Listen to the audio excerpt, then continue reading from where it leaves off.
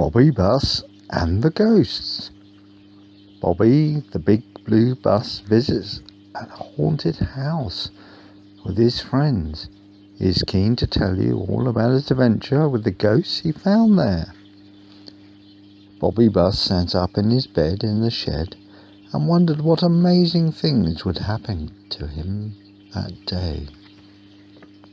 Bobby Bus left his shed and went down the hill, along the lane, through the wood, and into the town. As he reached the bus stop in the centre of town, he saw a little girl and a boy waiting for him with their mum. Bobby Bus pulled up at the bus stop with a big blue smile on his face and opened his doors. "Hello," Bobby Bus greeted the children. "Hello," said Bobby Bus. "Where are you going today?" "We're going to see some ghosts at the haunted house on the hill," said the little boy. "I haven't seen a ghost before," replied Bobby Bus. "They are great fun, really," said the little boy. "Come on, you'll love it." "Okay, but will you look after me?" asked Bobby Bus. "Of course," said the little boy.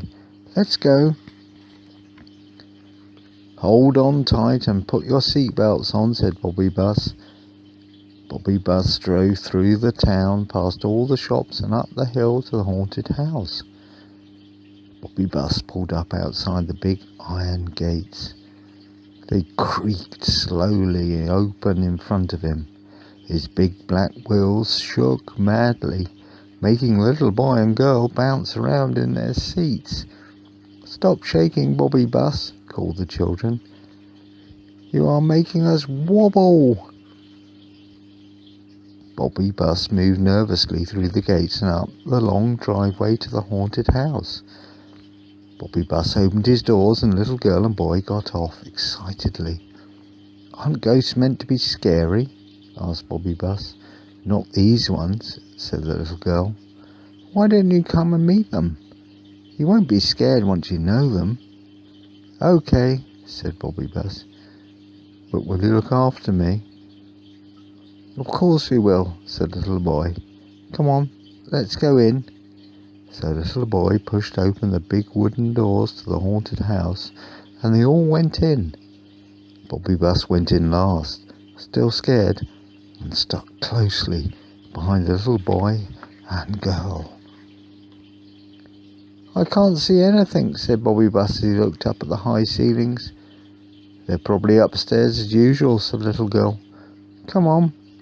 The little boy and girl ran up the wide staircase, eager to find the ghosts. "Wait for me," shouted Bobby Bus as he rushed to catch up. When they reached the top of the stairs, they could see a long corridor with many large doors on each side. It looked to Bobby Bus as if the doors went on and never ended. "Come on, let's try one," said the little boy as he pushed open the first door. They all went into the room, which had a long table and walls covered in old paintings. "I'm really scared," said Bobby Bus as his big black wheels knocked together and made a dreadful din. "They are here somewhere, I know it," said the little girl. Then, as she finished talking, a white ghost came out of the wall and flew over their heads at great speed. "Whoa!" shrieked Bobby Bus. "Hooray!" shouted the little girl and boy. "Whoa!" continued Bobby Bus. "Look, they're all coming out now," said the little boy as he looked up at all the ghosts flying around the room. "Ooh!" wailed the ghosts. "Oh dear," stammered Bobby Bus. "It's okay," said the little girl. "They're just saying hello." As Bobby Bus watched the ghosts, they slowed down and stopped to hover just in front of Bobby and the children. "Hello," said a big white ghost. "We haven't seen you two for a little while. How are you?" "We're fine, thank you," replied the little girl. "Can we play sardines?" asked the ghosts. "Of course," said the little boy. "I'll hide first," said the little ghost. The ghosts, Bobby Bus and little girl and boy, counted as the ghost hurried off to hide. 1, 2, 3, 4, 5, 6, 7, 8, 9, 10. Coming, ready or not, they all cried.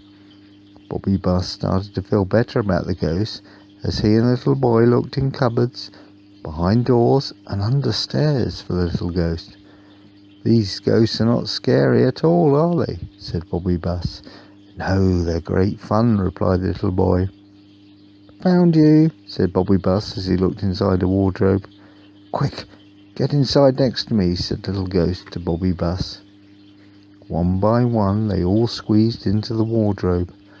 When they had finished, their mummy said, "I must get you two home now, it's getting late." "Okay," replied the little girl and boy. "Goodbye, ghosts. We'll be back soon." "Goodbye," screamed the ghosts in a friendly way. "We can't wait to see you all again." Bobby Bus drove down the long driveway, down the hill, past the shops and back to the bus stop. "Here we are," said Bobby Bus. "Everyone off, please." "Thanks for taking us to the haunted house," said the little girl, as she and the little boy got off Bobby Bus. "That's all right," replied Bobby Bus. "I had great fun playing sardines."